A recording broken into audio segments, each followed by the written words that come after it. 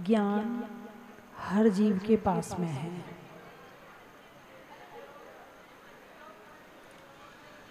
जीव चाहे किसी भी गति में हो, वो अपने ज्ञान धन का मालिक है। वो ज्ञान चाहे कर्मों में छुपा हुआ हो या प्रकट हुआ हो, वो अपने ज्ञान का मालिक है। उसे ना कोई छीन सकता है, ना कोई चुरा सकता है, ना कोई मिटा सकता है। ज्ञान की ना कोई हत्या कर सकता है। किसी भी गति में हो, कहीं भी हो, उसका अपना ज्ञान अपना है। त्रियंच गति में है, भले वो निगोदिया जीव है, लेकिन उसके अंदर कितने ज्ञान की संभावना है? केवल ज्ञान है ना। पशु पक्षी हैं, उनके अंदर ज्ञान है कि नहीं है? अरे बोलिए ना, ज्ञान नहीं है उनके अंदर, है ना? है, ज्ञान है उनके अंदर। आप बताओ, ज्ञान है? अच्छा, गाय भैंस में ज्ञान है? और मनुष्य में? हाँ, वो तो अपनी बड़ाई खुद कर ही लेगा। अपने आप को वैसे ही बहुत बड़ा समझता है। यही तो मजबूरी है। एक चिड़िया ने पर्वत से कहा, पर्वत तुम बहुत ऊंचे हो। पर्वत बोला, नहीं, तुम मुझसे ऊंची हो। यानी पहाड़ के ऊपर उड़ रही थी। एक चिड़िया ने नदी से कहा, तुम बहुत अच्छी हो। नदी बोली, नहीं, तुम मुझसे ज़्यादा अच्छी हो। एक चिड़िया ने वृक्ष से कहा, तुम बहुत सुंदर हो। वृक्ष बोला, नहीं, तुम मुझसे ज़्यादा सुंदर हो। एक चिड़िया ने मनुष्य से कहा, तुम बहुत होशियार हो। मनुष्य बोला, तुम बिल्कुल ठीक कहती हो। वो लेना तो जानता है, मगर देना नहीं जानता। अच्छाई देना नहीं जानता, बुराई तो बड़े। उसने ऐसा कहा था, उसका जब तक बदला नहीं ले लूँगा तब तक मानूंगा नहीं। उसका बदला लेना तो जानता है, मगर अच्छाई का वापस करना नहीं जानता है। ज्ञान तो है, और थोड़ा नहीं, बहुत ज्ञान है। तो ज्ञान हर जीव के पास में है। अब किसका कितना ज्ञान प्रकट है और कितना कर्मों में दबा हुआ है, ये बात अलग है। निगोदिया जीव का बहुत कम प्रकट है और बहुत सारा हिस्सा दबा हुआ है। फिर उससे जो स्थावर जीव आते हैं, उनका थोड़ा सा और प्रकट हो गया। 2 इंद्री का थोड़ा और प्रकट हो गया। 3 इंद्री का थोड़ा और प्रकट हो गया। 4 इंद्री का थोड़ा और प्रकट हो गया। पंचेंद्री में पशु पक्षियों का भी काफ़ी ज्ञान है। ऐसा नहीं, पशु पक्षी भी बहुत समझते हैं, सोचते हैं, और उसके साथ में सुख पाने का प्रयास करते हैं, गर्मी से बचने का प्रयास करते हैं, धूप की जगह छाया में आ जाते हैं। इतना ज्ञान तो उनके पास में है। गर्मी लग रही है, पानी कहाँ मिलेगा, तो पानी के स्थान पे पहुंच जाते हैं। दाना कहाँ मिलेगा, उड़ के वहाँ पहुंच जाते। इतना ज्ञान तो उनके पास में है। और मनुष्य के पास में उससे ज़्यादा ज्ञान है। कितना ज्ञान है? कमा सकता है, अच्छे से भोजन बना सकता है, अपनी कषायों की पूर्ति खूब अच्छी तरह से कर सकता है। कषायों की पूर्ति में क्रोध की पूर्ति, अभिमान की पूर्ति, मायाचारी लोभ की पूर्ति अच्छी तरह से करने की इसके अंदर ताकत है। लेकिन यदि कषायों की पूर्ति की ताकत है, तो उसके अंदर में भगवान बनने की भी ताकत है।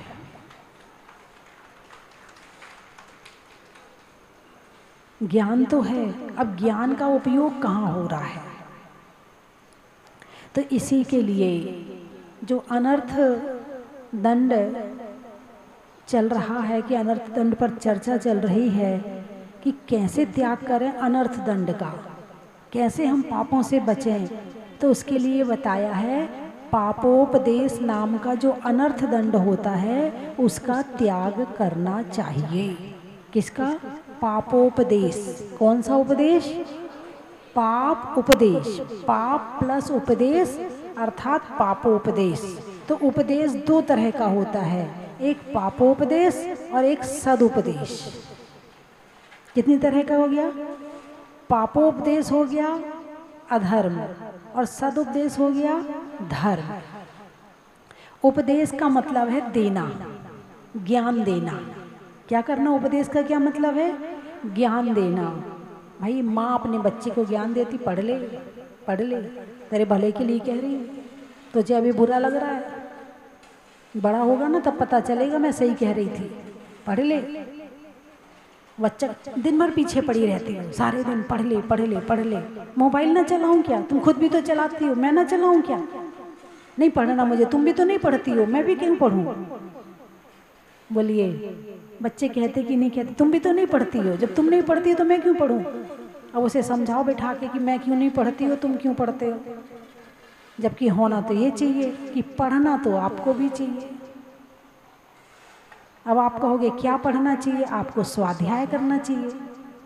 वो नहीं पता, उसे नहीं पता कि ये स्वाध्याय होता है, ये स्कूल की पढ़ाई होती है। वो नहीं, वो तो देखता है किताब लेकर कोई बैठा है, मतलब पढ़ाई चल रही है। और यदि आप स्वाध्याय करेंगी तो वो भी अपनी किताब लेके बैठ जाएगा। आप मोबाइल चलाओगी तो वो भी मोबाइल लेके बैठ जाएगा। आप टीवी देखोगी तो वो भी टीवी देखने बैठ जाएगा। अब आप मोबाइल लेके बैठो और उसको उपदेश सुनाओ, बेटा पढ़ ले। अरे बोलिए ना, पढ़ाई तो कब तक करनी चाहिए? ज्ञान प्राप्ति की भावना कब तक रहनी चाहिए? जब तक केवल ज्ञान की प्राप्ति ना हो जाए। ज्ञानाभ्यास करे मन माही, ताके मोह महातम नाही। जो ज्ञान का अभ्यास सतत करता है उसके मोह रूपी महा अंधकार नष्ट हो जाता है। वर्तमान में तो धीरे धीरे कम होगा, लेकिन धीरे धीरे नष्ट भी हो जाएगा। ज्ञानाभ्यास, पूजा तो करती हो लेकिन अभ्यास नहीं करती हो। कौन सा अभ्यास? ज्ञानाभ्यास करे मन माही। मन माही कितना करना है? मन मान करना। बोले मनमानी कर रहा अपनी, कितना करना है? जितना मन में आए उतना करना है। क्या करना है? ज्ञान का अभ्यास करना है। कौन से ज्ञान का अभ्यास करना है? पापोपदेश वाला है, सदुपदेश वाला। तो किस लिए ज्ञान करना है? ताकि दूसरों को सुना सके। जब सामने वाला सुनेगा तो वो भी कहेगा वाह, इसको तो बड़ा ज्ञान है, तो बहुत अच्छा बोल लेता है, ये तो हमारे यहाँ बड़े ज्ञानी हैं। किस लिए ज्ञान करना? दूसरों को सुनाने के लिए हैं? दूसरों से प्रशंसा प्राप्त करने के लिए ज्ञान करना? भाई ज्ञान तो कर लिया। हमारे यहाँ ना यही पढ़ी लिखी है, उस समय ऐसा लगता है कि बस आनंद आ जाता है, रोम रोम पुलकित हो जाता है जब कोई कहता है कि ये बड़ी ज्ञानी है। ध्यान रखना, ज्ञान सुनाने के लिए नहीं है, ज्ञान खुद को सुखी करने के लिए है। और जो ज्ञान खुद को सुखी नहीं कर पाया तो ज्ञान फिर किस काम का? भाई दीपक है, दीपक लेके चल रहे हैं, अब दीपक लेके चल रहे हैं और गड्ढे में गिर गए तो भाई पागल है, दिमाग खराब है, देख के नहीं चल रहा, दीपक हाथ में और गड्ढे में गिर गया। ज्ञान तो बहुत कर लिया और फिर भी अभी मोह में फंसते चले जा रहे हैं। तो फिर कहा ज्ञानाभ्यास करें मन माही, ताके मोह महातम नाही। एक दिन में कम नहीं हो जाएगा। तुम सोचो ये मोह एक दिन में कम हो जाए तो एक दिन में नहीं होगा। इसीलिए कहा है कि ज्ञानाभ्यास करे मन माही, करते रहो करते रहो करते रहो करते रहो। सबरी का काम याद है आपको? क्या काम किया था सबरी ने? राम का इंतजार किया था। क्या किया था? राम का इंतजार किया था। क्या करती थी? रोज पूरे मार्ग में सो के उठती थी, नहाती धोती थी, बाग में जाती थी, फूल तोड़ती थी, पूरे रास्ते में फूल बिछाती थी। एक दिन बिछाए, 2 दिन बिछाए, महीना, 2 महीना, साल, 2 साल, 10 साल, 20 साल। आप होते तो क्या करते? भाई देखो फाइनल डेट बता दो। हाँ फाइनल डेट हो तो हम बिछाएं। ये क्या मतलब हुआ हम रोज मेहनत करें और वो आए ना। रोज उनके लिए भोजन तैयार करके रखती थी, पता नहीं कब राम आ जाएंगे। इसका नाम है भक्ति। और सबरी, सबरी क्यों कहते हैं? उसका नाम तो कुछ और था। उसने सबर रखा था इसलिए वो सबरी थी। सब्र कहते ना, सब्र शब्द आता है, सब्र रखो, सब्र रखो भाई, धैर्य रखो थोड़ा सा। तो सारी जिंदगी धैर्य रखा और उसी धैर्य के साथ में प्रतिदिन फूल बिछाती रही, प्रतिदिन बेरों को तोड़ती रही, प्रतिदिन भोजन बनाती रही कि पता नहीं कब राम आ जाएंगे। उसको ज्ञान नहीं था मगर भक्ति थी और उसकी भक्ति से उसका कल्याण हो गया। और वो भक्ति आज तक प्रसिद्ध हो गई। कैसी भक्ति? मीरा के जैसी भक्ति। कैसी भक्ति? सबरी के जैसी भक्ति। लेकिन आप विचार करो, यदि कल यहाँ प्रवचन ना हो, बाई चांस कल प्रवचन ना हो, फिर आओगे? भाई देखो, पूछ लो माता जी से प्रवचन कर रही कि नहीं कर रही। हाँ घर में भी तो बहुत काम होते हैं हमारे। गर्मी हो रही है, बच्चों को भी नाश्ता देना है, उसको ऐसा करना, उसको ऐसा करना। नहीं देख लो, यदि प्रवचन हो रहे हो तो हम आए। चलो दूसरे दिन भी नहीं हुए, अब तीसरे दिन भाई प्रवचन तो होते ही नहीं है। अब क्या जाना आपने, सुबह सुबह जल्दी पूजा करो और यहाँ से निकलो, प्रवचन तो होते ही नहीं है। ये है सब्र तुम्हारा। 5 मिनट यदि और तो और छोड़ो, यदि ये बदनामी कर रहे हैं और हमने सेकंड में पिच्छी नहीं लगाई तो इनका सिर ऊपर उठ जाता है।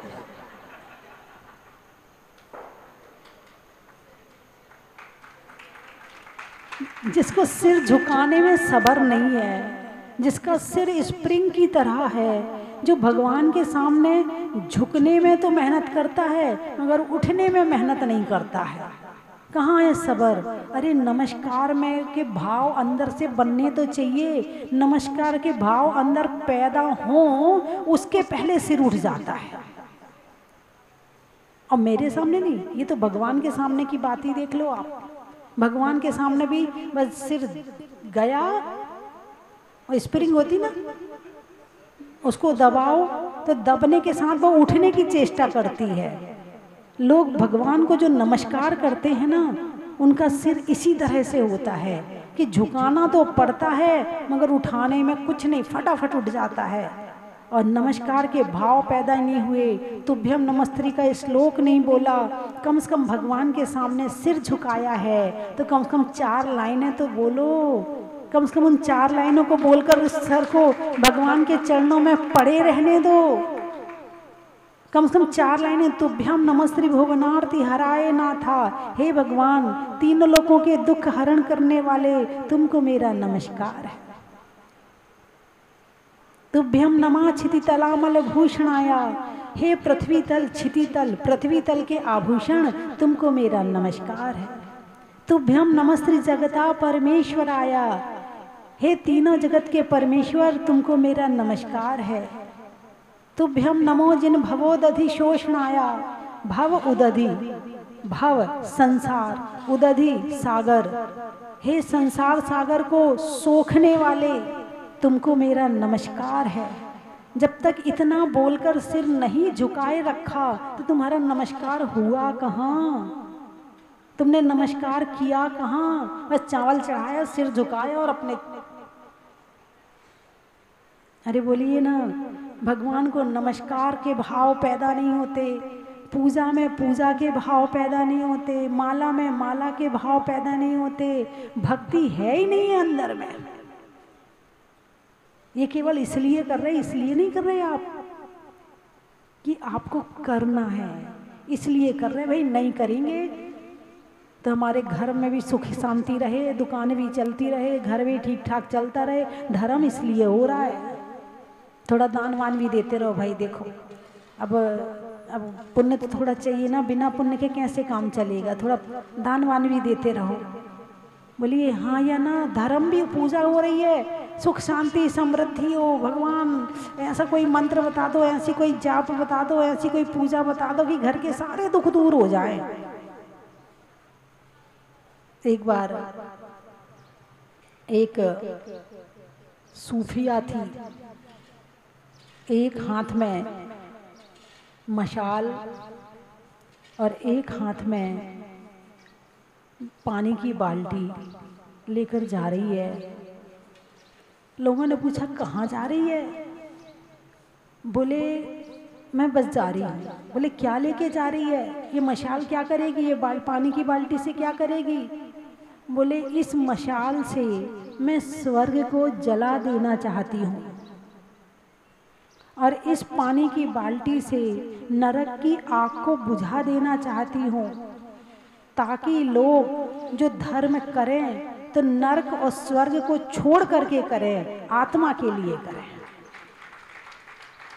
यह तो धर्म हो रहा है कि भगवान अब इस जन्म में तो चलो सब कुछ मिल गया है, धन पैसा संपत्ति परिवार सब ठीक ठाक है, अब अगले जन्म की तो व्यवस्था कर लें थोड़ी सी कि कम से कम स्वर्ग वर्ग चले जाएं, है ना। अब इस जन्म की व्यवस्था हो गई है, पहले तो इस जन्म की व्यवस्था के लिए धर्म होता है, फिर इस जन्म की व्यवस्था हो जाए तो अगले जन्म की व्यवस्था के लिए धर्म होता है कि कम से कम अब दुख ना भोगना पड़े, स्वर्ग ही जाएं, कहीं और ना जाएं, नरक वरक ना जाना पड़े।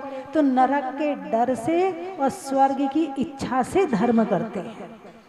संसार में कितने लोग ऐसे हैं जो निस्वार्थ होकर के धर्म करते हैं। हर व्यक्ति का स्वार्थ जुड़ा हुआ है, बिना स्वार्थ के कोई किसी की तरफ देखकर मुस्कुराए भी ना। बिना स्वार्थ के तुम्हारी जय जिनेंद्र नहीं होती है, बिना स्वार्थ के तुम अपने घर में किसी को बुलाते नहीं हो, बिना स्वार्थ के आपने मुझे भी यहाँ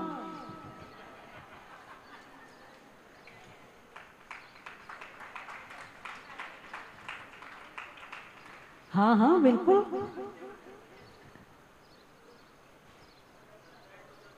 तुम नहीं बुलाते तो भी मुझे कोई दिक्कत नहीं थी, तुमने बुला लिया तो मुझे कोई दिक्कत नहीं, मैं रहूं तो मुझे कोई दिक्कत नहीं, मैं चली जाऊं तो भी मुझे कोई दिक्कत नहीं।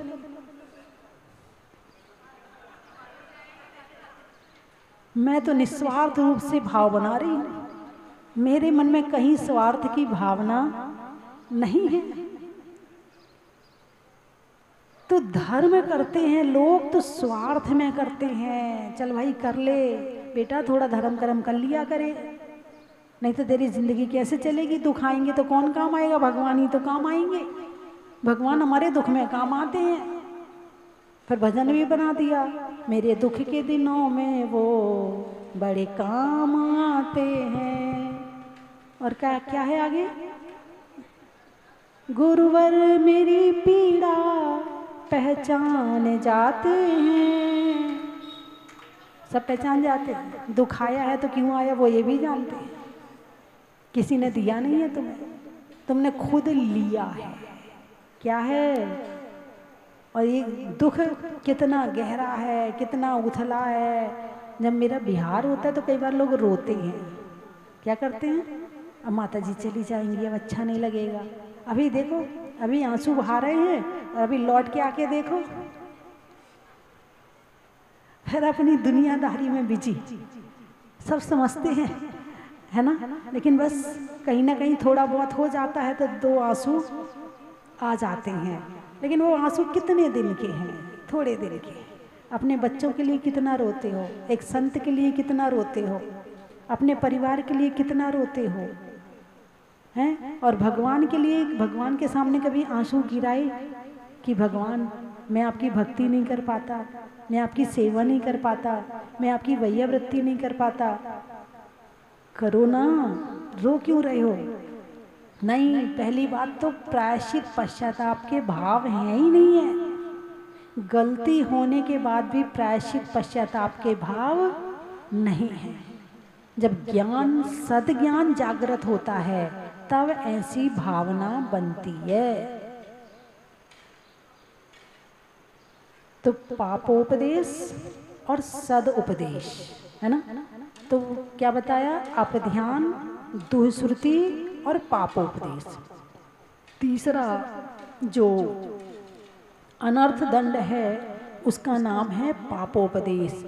पाप का उपदेश नहीं देना। क्या कहा है? पाप का उपदेश। अब कौन होगा जो पाप का उपदेश देता है? कौन होगा बताओ? कौन है संसार में जो पाप का उपदेश देता है? आजकल उपदेश ही पाप के चल रहे हैं। टीवी खोल लो तो पाप का उपदेश है, मोबाइल खोलो कौन सा? पुण्य का उपदेश। उसको तो सर्च करोगे तब निकल के आएगा, ढूंढना पड़ेगा कहाँ पड़ा है। और पाप का उपदेश बिना सर्च के ऊपर से चले आते हैं। अरे बोलिए ना। अब पाप कितने हैं? 5। कौन कौन से? हिंसा, झूठ, चोरी, कुशील और परिग्रह, है ना? तो 5 पाप का उपदेश नहीं देना, हिंसा का उपदेश नहीं देना। हिंसा कितने तरह की होती है? 4 तरह की होती है। आरंभी हिंसा, उद्योगी हिंसा, विरोधी हिंसा, संकल्पी हिंसा, है ना? तो आरंभी हिंसा, भाई तुम अपने घर गृहस्थी में जो भोजन बना रहे हो, जो गृहस्थी संबंधी कार्य कर रहे हो, अपने घर का तो कर ही रहे हो, ठीक है? अपने घर में जो हो रहा उसका पाप तो लग ही रहा है, लेकिन नहीं, बिना फालतू में ऐसे नहीं, ऐसे किया कर। वो वाली फिनाइल लेके आना, बहुत बढ़िया फिनाइल होती है, वो उस वाली कंपनी की बहुत अच्छी फिनाइल होती है। अब फिनाइल डालने से जीव हिंसा होती है कि नहीं होती है? होती है। चलो तुम अपने घर में कर रही हो तो चलो तुम्हारा घर है, तुम्हें सफाई रखनी है ताकि जीव जंतु पैदा ना हो, लेकिन फिर भी हिंसा तो हो ही रही है। अब तुमने अपने घर में तो हिंसा करी, लेकिन इसके साथ में आपने क्या किया? पड़ोसन के साथ बैठी, उसके साथ बैठी, मोबाइल में बात करी, उसको बताया, उसको बताया, उसको बताया, सबको बता दिया। क्या बता दिया? फिनाइल के विषय में। अब फिनाइल के अलावा ऑलआउट ले लो, वो वाली कंपनी का ऑलआउट ना बहुत बढ़िया है, उससे मच्छर जल्दी मर जाते हैं। हाँ, उससे एक भी मच्छर नहीं रहेगा कमरे में, सारे मर जाएंगे। खुद के घर में तो मच्छर मार ही रहे हैं, औरों के घर मच्छर भी मरवा रहे हो, है ना? ऐसे घर में ये तो 2 साक्षात 4 इंद्रिय संबंधी हिंसा हो गई। आरंभी हिंसा तो 1 इंद्रिय हिंसा कहलाती है, ये तो साक्षात तरस हिंसा हो गई। मच्छर 4 इंद्रिय जीव है, मच्छर का शरीर है, मच्छर की भोजन करने के लिए उसका जिह्वा भी है, स्पर्शन रसना, मच्छर की नाक भी है और मच्छर की आँखें भी हैं। यानी आपने एक जीव मारा है तो उसकी आँख खत्म करी है, उसकी नाक खत्म करी है, उसकी जिह्वा खत्म करी है और उसका शरीर खत्म किया है। और जब इतने जीवों को मारेंगे तो क्या हमारी आँख में पीड़ा नहीं होगी? क्या हमारी नाक में पीड़ा नहीं होगी? क्या हमारी मुख में पीड़ा नहीं होगी? क्या हमारे शरीर में पीड़ा नहीं होगी? और जब होती है तो फिर कहते हमने तो ऐसा कोई काम किया ही नहीं है, हमारी आँखें खराब हो गई, हमारी तो आँखें चली गई, हमारे तो शरीर में ये बीमारी हो गई, हमारे तो इसमें ऐसा हो गया। कहते हो नहीं कहते हो? अपने आप को ऐसे साधु बन जाते हैं कि जैसे इन्होंने कुछ किया ही ना हो। और जब पाप करते हैं तो ऐसे एक्सपर्ट बन जाते कि इनसे बढ़िया टीचर नहीं है कोई। भाई साधु तो उपदेश देता है धर्म का, पापों से बचने का। तुम दिन भर बोलते हो, क्या बोलते हो? क्या मैटर है तुम्हारे पास बोलने वाला? अरे बोलिए ना, बस यही मैटर है कि जो अपने घर में कर रहे हो तुम्हें ठीक लगा, तुमने औरों को भी बता दिया, भाई तू भी कर ले। जबकि कहा है नहीं, पाप का उपदेश नहीं देना, हिंसा का उपदेश नहीं देना। यदि हिंसा का उपदेश दिया तो तुमने अपने घर का तो पाप कमाया ही कमाया, उसके घर में जो होगा उसका पाप भी तुम्हें लगेगा। और अकेले एक चीज़ नहीं, अलाउड नहीं, और भी बहुत सारी चीज़ें हैं, बहुत सारी चीज़ें हैं। आप यदि खुद को विचारों से पकड़ते हो, खुद के अपने भाव पकड़ना आता हो आपको, तो आप महसूस कर लेना कि किस समय आप क्या चर्चा करते हैं, किस समय आप सामने वाले से बात करते समय आप बात तो करते हैं, लेकिन उस समय आपको ये ध्यान नहीं होता कि मैं बात क्या कर रहा हूँ या कर रही हूँ। उस समय ये पता चल जाए कि मैं क्या बोल रही हूँ और मुझे क्या बोलना है, उस समय थोड़ी सी जागृति आ जाए तो वहीं स्टॉप हो जाए, वहीं ब्रेक लग जाए कि नहीं नहीं ये गलत बोल दिया, नहीं ऐसा नहीं बोलना, पाप लगेगा, अपना तो कर ही रहे, औरों का पाप हम क्यों कमाएं, हैं।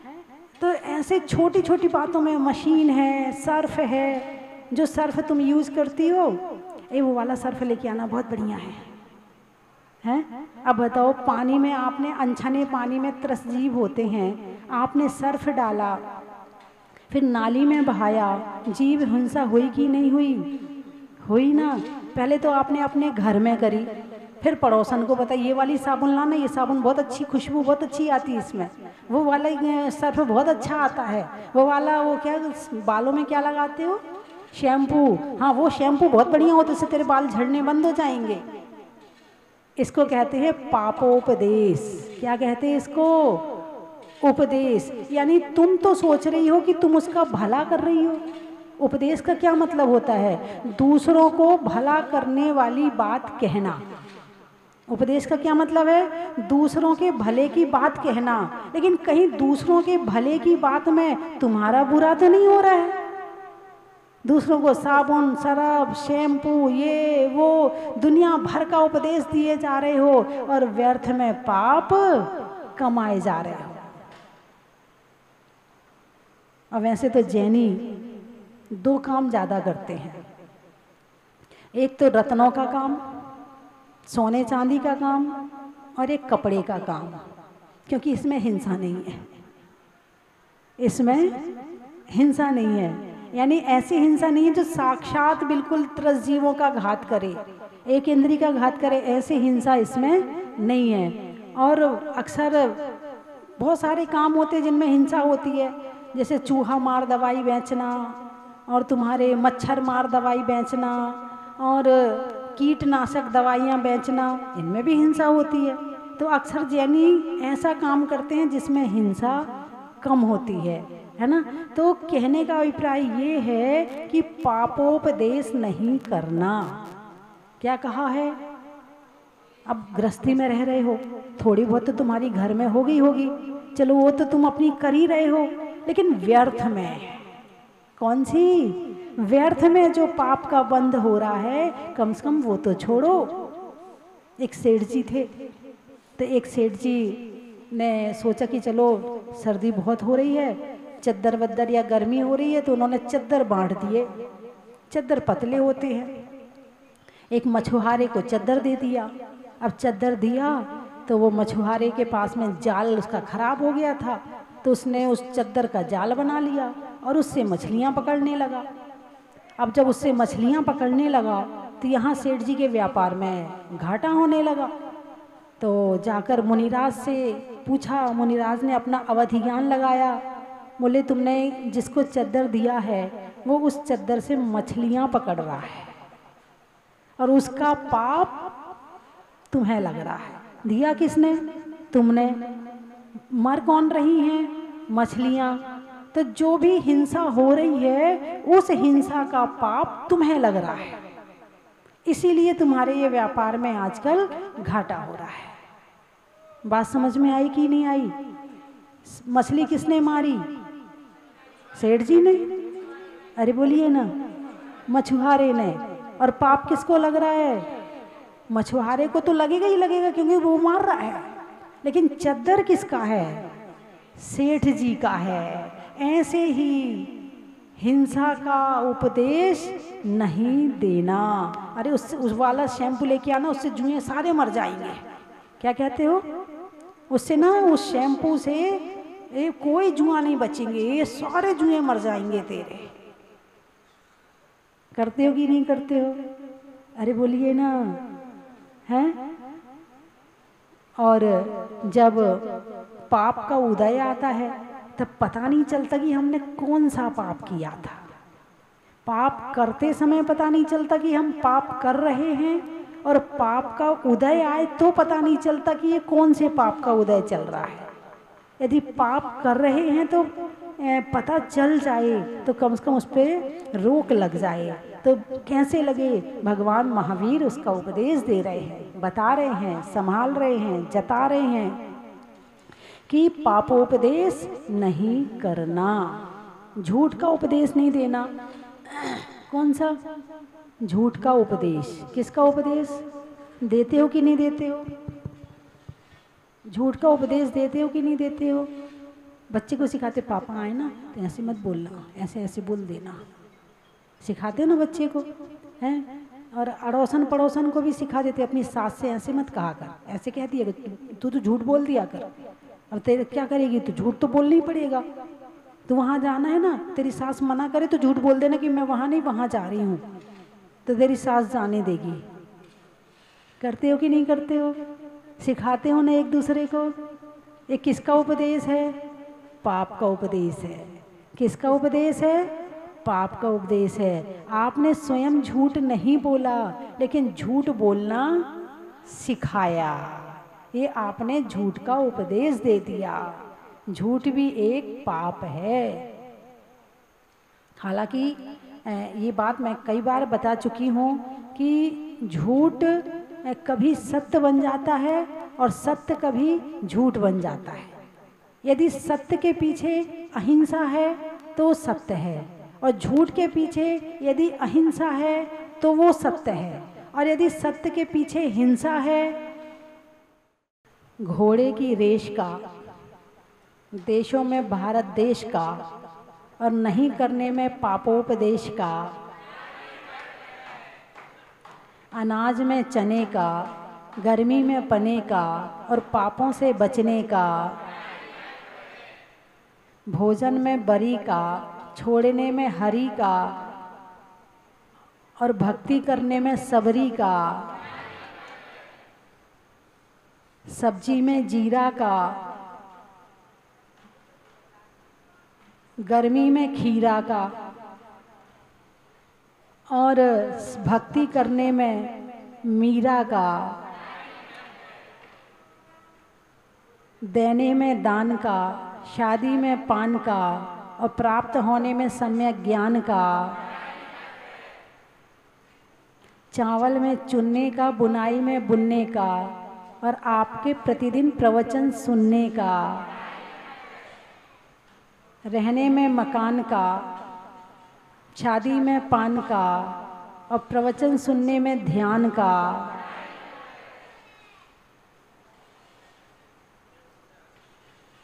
गाने में सुर का, नृत्य में नूपुर का, आने वालों में जयपुर का, आत्मा में एक का, मनुष्यों में नेक का, करने में भगवान के अभिषेक का,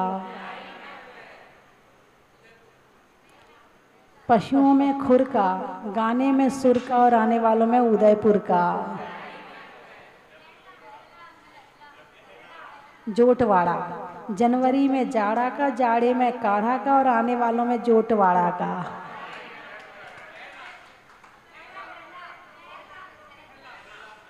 महला, महला, अच्छा, ताश में दहला का, नामों में सरला का, और आने वालों में महला का,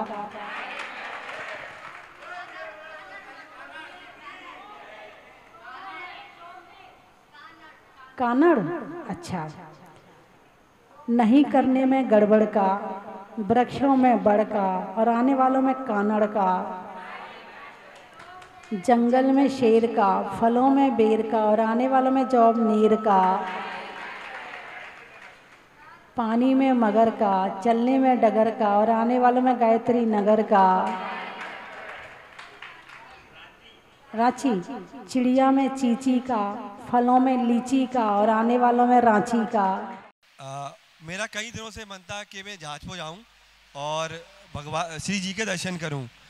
जब मैं यहाँ आया तो मैंने जब प्रतिमा जी की तरफ देखा तो मुझे लगा ये भूगर्भ से प्रकृत प्रतिमा है, ये तो एकदम बिल्कुल नहीं लग रही थी मुझे। मैं बड़ा कन्फ्यूजन में था कि ये नई प्रतिमा है या वही भूगर्भ से प्राप्त हुई प्रतिमा है। फिर आज सुबह जब मैं अभिषेक करने आया तो मैंने इस किताब में सारी कहानी विस्तार से पढ़ी, तब मैं भी बड़ा आश्चर्यचकित हो गया कि भूगर्भ से निकली ये प्रतिमा इतनी सुंदर, इतनी भव्य है कि किसी का भी मन मोह सकती है। तो मैं बहुत सौभाग्यशाली हूँ कि मुझे आज अभिषेक करने का, शांति यात्रा करने का सौभाग्य मिला सपरिवार। और मैं सभी लोगों से निवेदन करूँगा कि एक बार अवश्य यहाँ आए और श्री जी के दर्शन करें। नागों के दुख दूर भगाए, यही अनादि मंत्र कहलाए, यही अनादि मंत्र कहलाए, यही अनादि मंत्र कहलाए। नमो अरिहंतारं, नमो श्रीसेतारं, नमो आयर्याणं, नमो वज्रायाणं। कंचन की थाल को सजाओ रे आज, रत्नों की थाल को भर लाओ रे आज।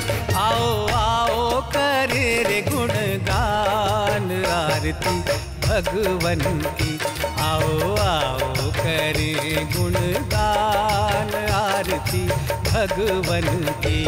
आओ आओ करे रे गुणगान आरती भगवन की।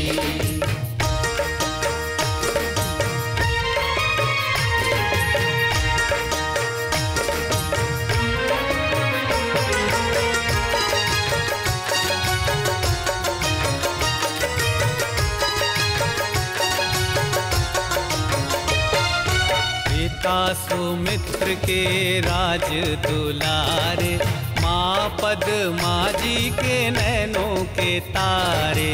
पिता सुमित्र के